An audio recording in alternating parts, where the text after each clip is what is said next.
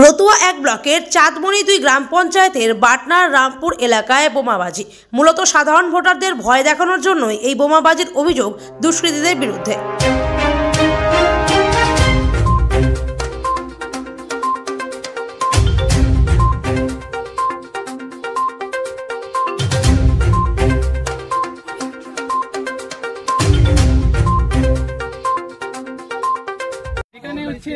কিছুক্ষণ প্রায় 10-15 মিনিট আগে দুটো লোক এলো বাইকে করে, দুটো বম ছুড়ে দিল, ফেলে টেলে তো চলে গেল।